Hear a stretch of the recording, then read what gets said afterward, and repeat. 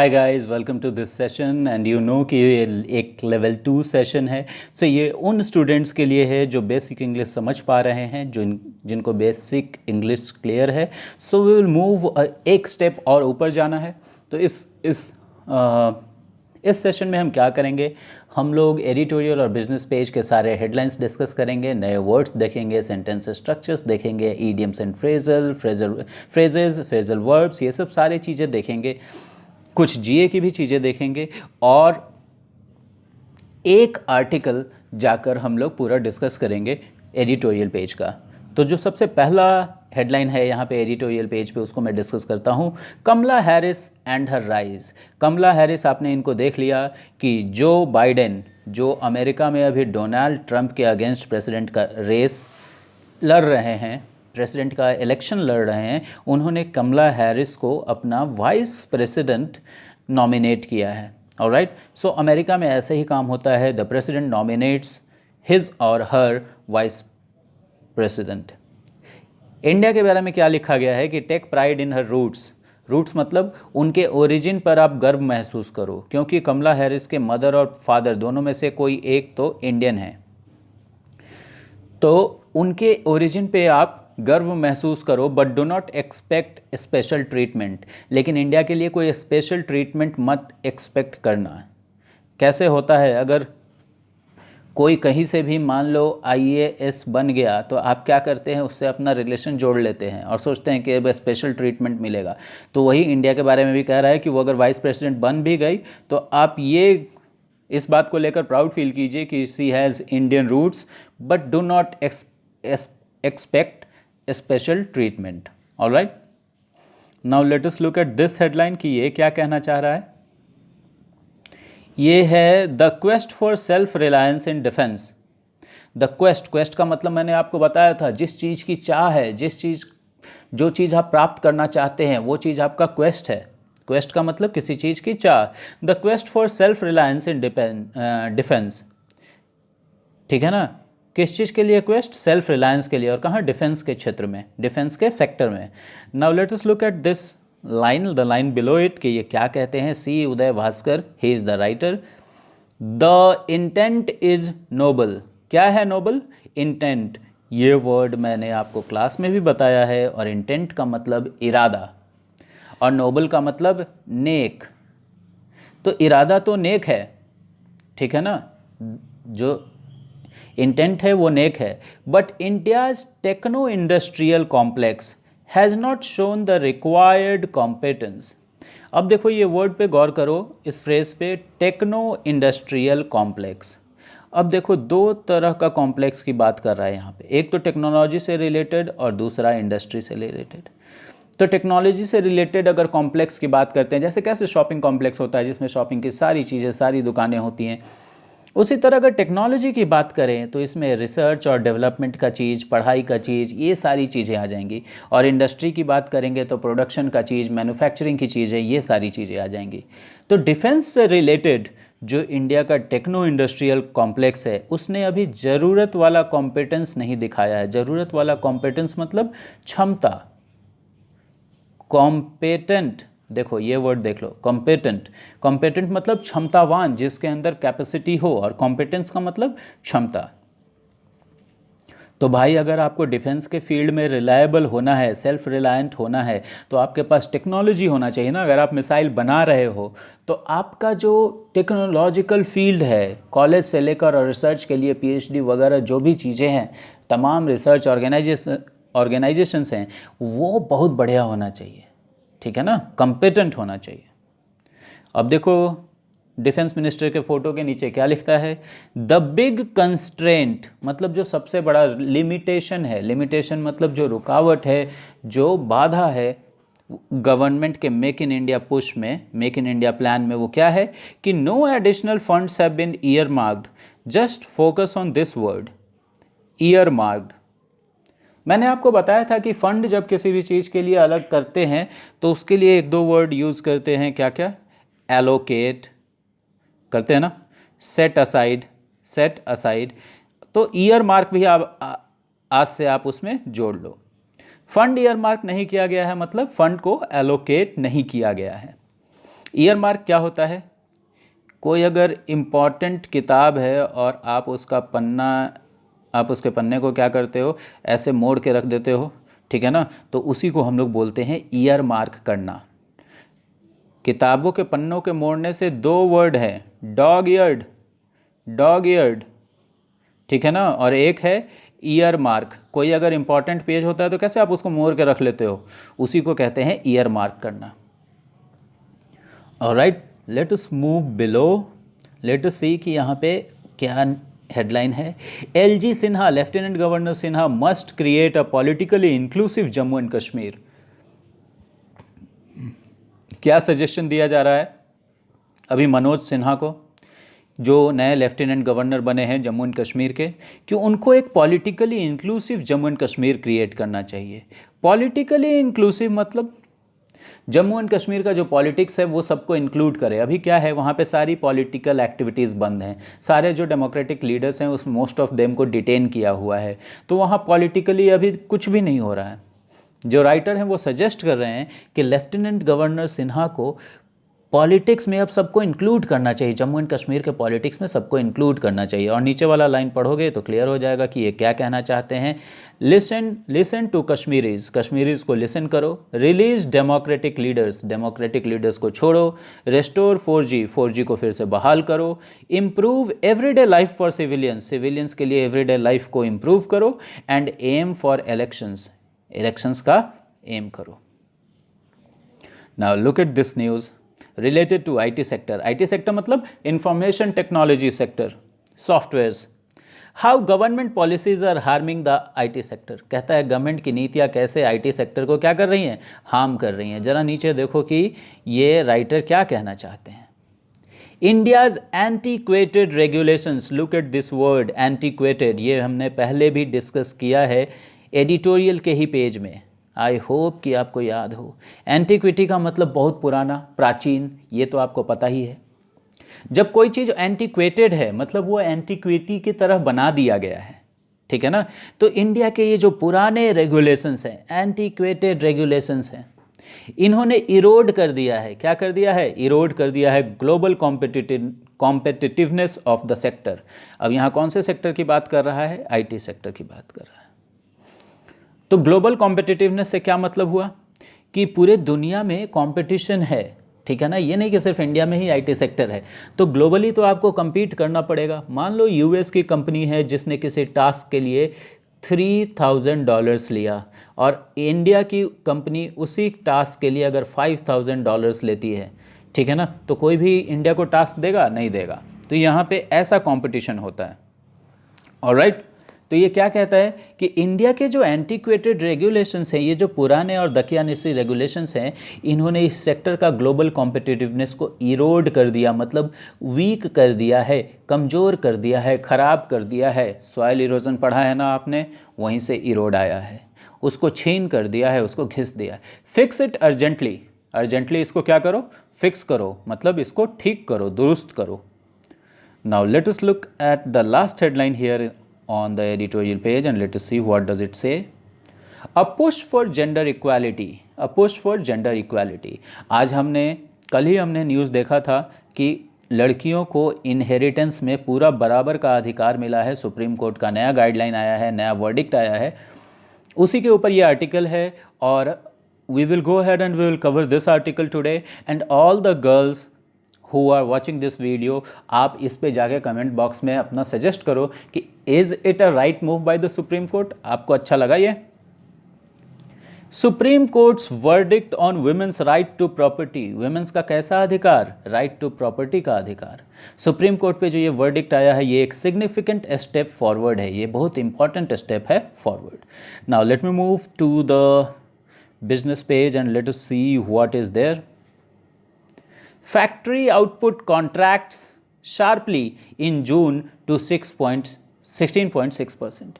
Factory output जो है जून में सिकुड़ गया, कम हो गया। कैसे, शार्पली मतलब बहुत तेज़ी से। और कहाँ पहुँच गया सिकुड़ के, 16.6% में। ऑलराइट, नीचे देखो जरा, इसी को देखते हैं क्या लिखा है। मैन्युफैक्चरिंग आउटपुट श्रैंक, देखो ऊपर में कॉन्ट्रैक्ट लिखा था और नीचे नीचे में क्या कर दिया, श्रिंक का, ओ माय गॉड, श्रिंक का पास्ट टेंस लिख दिया। ऑलराइट, तो क्या कहता है ये, मैन्युफैक्चरिंग का जो आउटपुट है वो श्रिंक हो गया 71.1%। नाउ लेट मी, आप देखते हो कि ये जो बिज़नेस का पेज है इस पे कैसे लिखते हैं, अगर कोई चीज़ कम हो गया तो उसको श्रिंक लिख देते हैं, कोई चीज़ बढ़ गया उसको जंप लिख देते हैं। तो इस तरीके की चीज़ें, इस तरीके का लैंग्वेज आपको समझ में आना चाहिए।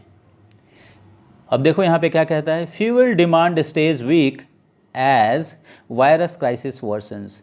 सो this is the first incident and this is the second incident. क्या हो रहा है, वायरस का जो ये क्राइसिस है ये और ख़राब होता जा रहा है, और उसकी वजह से क्या हो रहा है कि फ्यूल का जो डिमांड है वो कमज़ोर हो रहा है। तो आप देखो, मैं अपने कोचिंग नहीं जा रहा हूँ, आप भी अपने कोचिंग नहीं आ रहे हैं, कॉलेज नहीं जा रहे हैं, कोई अपने ऑफिस नहीं जा रहा है। ऑन टॉप ऑफ दैट बहुत सारी फैक्ट्रीज़ और इंडस्ट्रीज़ अच्छे से काम नहीं कर पा रही हैं। तो जो अच्छे से काम नहीं कर पा रहा है वो फ्यूल क्यों यूज़ करेगा, तो इसीलिए फ्यूल का जो डिमांड है वो क्या है, अभी कम है। आप ज़रा इस न्यूज़ को देखो, troubled NBFCs witness science of revival. मतलब कह रहा है कि जो दिक्कत में NBFCs थी अब उसमें किस चीज़ के साइंस मिल रहे हैं, रिवाइवल के, मतलब वो फिर से खड़ा हो रहा है, फिर से ठीक हो रहा है। और NBFCs तो आपको पता है, non banking financial company, N से नॉन, B से बैंकिंग, F से फिनेंशियल और C से कंपनी। ऐसी कंपनी जो बैंक तो नहीं है लेकिन फिनेंस का काम करती है, जैसे Muthoot gold loan, Manappuram gold loan, Sahara, और ऐसी बहुत सारी कंपनीज़ हैं। ऑलराइट, तो इनके बारे में कहा जा रहा है। और यहाँ पे देखो क्या लिखा है, SEBI pulls up Kirloskar's promoters for fraud.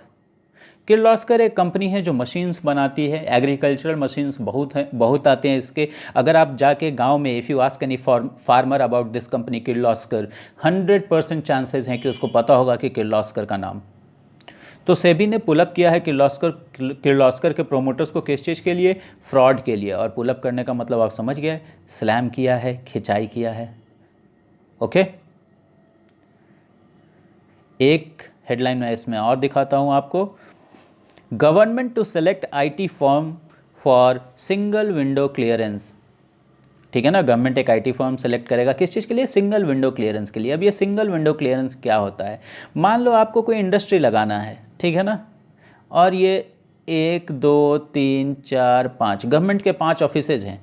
एक लैंड से है, एक इलेक्ट्रिसिटी से जुड़ा हुआ है, एक इन्वायरमेंट से जुड़ा हुआ है, एक लेबर लॉ से जुड़ा हुआ है, एक किसी और से जुड़ा हुआ है। तो आपको एक इंडस्ट्री लेने के लिए सबसे पहले क्या करना पड़ेगा, लैंड वाले के पास क्लियर कराओ, इलेक्ट्रिसिटी वाले के पास क्लियर कराओ, इन्वायरमेंट वाले के पास क्लियर कराओ, लेबर लॉ वाले के पास क्लियर कराओ। तो आपको 5-10 जगह घूमना पड़ेगा। और सिंगल विंडो में क्या होगा, एक ही गवर्नमेंट का विंडो रहेगा, इसी पे आपको लैंड भी मिलेगा, लेबर लॉ का भी क्लियरेंस मिलेगा, एनवायरनमेंट का भी क्लियरेंस मिलेगा, इलेक्ट्रिसिटी का भी क्लियरेंस मिलेगा। इसी को सिंगल विंडो क्लियरेंस कहते हैं। Now let me move back to the editorial page and let me discuss this article for you. Okay, और लड़के भी जाकर अपना कमेंट लिख सकते हैं कि उनको ये स्टेप कैसा लग रहा है सुप्रीम कोर्ट का। अब देखो क्या लिखा है, in a move that upholds gender equality under the law. किसी भी चीज़ को जब आप अपहोल्ड करते हैं ना, तो आप उसकी गरिमा को बरकरार रखते हैं, आप उस चीज़ को बरकरार रखते हैं। लॉ को हमेशा हम लोग अपहोल्ड करते हैं, ये वर्ड काफ़ी इंपॉर्टेंट है गाइस, ठीक है ना। तो एक ऐसा मूव जिसने जेंडर इक्वालिटी, कानून के अंदर जो जेंडर इक्वालिटी दिया गया है उसको अपहोल्ड किया है, सुप्रीम कोर्ट ने इस मूव में क्या किया है, the supreme court has expanded the rights of Hindu women. उन्होंने हिंदू वुमेन के राइट्स को एक्सपैंड किया है। और उनका राइट किस चीज़ के लिए, to their fathers property, under the Hindu succession amendment act 2005। Hindu succession amendment, successor समझते हो ना, आप अपने पिताजी के सक्सेसर हो, उत्तराधिकारी हो, वारिस हो। तो ये वारिस का जो एक्ट है इसमें अमेंडमेंट आया 2005 में, इसी को बोला गया हिंदू सक्सेशन अमेंडमेंट एक्ट 2005। आपके जीए में ये क्वेश्चन पूछा जा सकता है, even if they were born before the change. ठीक है ना, इसने सुप्रीम कोर्ट ने ये जो एक्ट था, जो अमेंड करके एक्ट बनाया गया था 2005, इसको एक्सपैंड किया है, इसको विस्तार किया है। और इसमें किनको किनको इंक्लूड किया है, उन औरतों को जो इस चेंज के पहले भी जन्म ली हैं, वो भी इस राइट के अधिकारी हैं। और the father was not alive at the time of the amendment, और ये अगर उनके पिताजी अमेंडमेंट के टाइम पे अलाइव नहीं थे, उससे पहले ही मर गए थे, ठीक है ना, तो भी उनको पूरा अधिकार है उनके संपत्ति का, उनके पिताजी की संपत्ति का। If the women died before the amendment came into force, देख लो सबसे पहले ये वाला come into force, come into force मतलब जब भी कोई चीज़ कम इनटू फोर्स होता है इसका मतलब वो लागू हो जाता है। जैसे GST, इसको जानते तो हम 10 साल से थे, लेकिन इंडिया में जब से लागू हुआ तभी से ये फोर्स में आया, तभी से इसका फोर्स काम करने लगा। तो कम इनटू फोर्स आप याद रखेंगे ना। तो कहता है कि अगर वुमन मर गई है जब से ये अमेंडमेंट लागू हुआ है, her share can be passed on to her children, उसका जो हिस्सा है वो उसके बच्चों पर पास कर दिया जा सकता है। There have been several amendments to the Hindu Succession Act 1956. 1956 में जो ये हिंदू सक्सेशन एक्ट बना, इसमें कई सारे अमेंडमेंट्स हो चुके हैं, बट लेकिन none gave unconditional rights to women with regard to property. लेकिन प्रॉपर्टी के संदर्भ में, प्रॉपर्टी से रिलेशन में किसी ने भी वुमेन्स को अनकंडीशनल राइट नहीं दिया है, बिना शर्तों के कोई राइट नहीं मिला था। The latest interpretation by Supreme Court, the latest interpretation by Supreme Court, अब ये वर्ड गौर करो, इंटरप्रिटेशन। सुप्रीम कोर्ट ने तो एक वर्डिक्ट दिया है, एक वर्डिक्ट दिया है, ठीक है ना, तो यहाँ इंटरप्रिटेशन क्यों यूज़ किया गया है, ये वर्ड क्यों यूज़ किया गया है। अब देखो हमारे पीएम मोदी कहाँ चले गए, जापान चले गए। ओके, जापान के पीएम ने जब इनसे बात किया तो किस भाषा में बात किया, जापानीज़ भाषा में, जो इनको समझ में नहीं आया। तो एक आदमी था जो जापानीज़ को क्या कर दिया, हिंदी में कन्वर्ट कर दिया। ये जो जापानीज़ को हिंदी में कन्वर्ट कर रहे थे यही इंटरप्रेट कर रहे थे। तो अब कोई नियम तो बना हुआ है, उसको अलग अलग आदमी अलग अलग तरीके से अलग अलग चीज़ समझ सकता है, ठीक है ना। मान लो एक ही नियम है, ठीक है, उसको अलग अलग आदमी अलग अलग तरीके से अपना इंटरप्रेट कर सकता है, लेकिन सुप्रीम कोर्ट ने जिस तरीके से उसको इंटरप्रेट किया है, जिस तरीके से उसको समझा है और समझाया है, वो क्या रिमूव करता है, male primacy over Hindu and ancestral property. Hindu ancestral property के ऊपर जो मेल प्राइमेसी है, जो पूर्णाधिकार माना जाता है मेल्स का, उसको इस बार सुप्रीम कोर्ट के इंटरप्रिटेशन ने रिमूव कर दिया है। लेकिन इसी के साथ सुप्रीम कोर्ट ने एक प्रिकॉशन लिया है, देखते हैं क्या। But it has taken the precaution of adding the caveat, caveat मैंने बताया है और आप लोगों ने ही कमेंट बॉक्स में कैविएट का मतलब लिखा है। आज भी लोग भूल गए हैं, वो कैविएट का मतलब जाकर देखिए और कमेंट बॉक्स को भर दीजिए कैविएट के मतलब से। But it has taken the precaution of adding the caveat, इसने एक शर्त भी रखा है। क्या शर्त रखा है, that registered settlements prior to December 2004, prior to December 2004 मतलब December 2004 के पहले, prior to, तो जो सेटलमेंट्स रजिस्टर हो गए हैं, जिनकी रजिस्ट्री हो चुकी है 2004 के पहले, when the amendment was tabled in the Rajya Sabha, जब राज्यसभा में अमेंडमेंट पास हुआ था, समझ गया ना, मतलब 2004 में राज्यसभा में अमेंडमेंट पास हुआ था। इसके पहले जिन्होंने भी अपना प्रॉपर्टी और सेटलमेंट रजिस्टर करवा लिया है, उसके बारे में कहा जा रहा है कि कैन नॉट बी ओपनड, वह खोला नहीं जा सकता है। और वो क्यों नहीं, सुप्रीम कोर्ट बोल रहा है कि उसके पहले वाला सेटलमेंट केसेस क्यों नहीं खोलेगा, to avoid a deluge of litigation.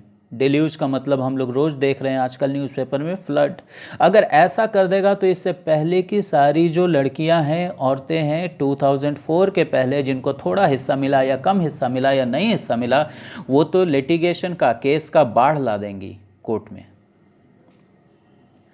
It is a major push for women who lack socio-economic resources, एक बहुत बड़ा बूस्ट है, एक बहुत बड़ा बढ़ावा है किसके लिए, वैसी वुमेन के लिए जो इकोनॉमिक रिसोर्सेज को लैक करती हैं, and are often marginalised by male members of the family, और male members of the family के द्वारा किनारे कर दी जाती हैं। The fact that a law, not just a will, decides women's property rights is significant. सिर्फ यह फैक्ट ही कि एक लॉ है जो वुमेन के प्रॉपर्टी राइट्स को डिसाइड करेगा, ये काफ़ी इंपॉर्टेंट है। और कहता है क्या, कि दैट ए लॉ, सिर्फ एक वसीयत नहीं बल्कि एक कानून है जो कि वुमेन की प्रॉपर्टी की रक्षा करेगा, डिसाइड करेगा। ये काफ़ी इंपॉर्टेंट चीज़ है इंडिया के लिए। However the challenge of ensuring that women are actually empowered by this legal provision remains. ये जो लीगल प्रोविजन लाया है, लीगल व्यवस्था लाया सुप्रीम कोर्ट, इससे वुमेन एक्चुअली एम्पावर हो जाए, ये चैलेंज अभी भी बरकरार है। Many progressive legal rights fall by the way side.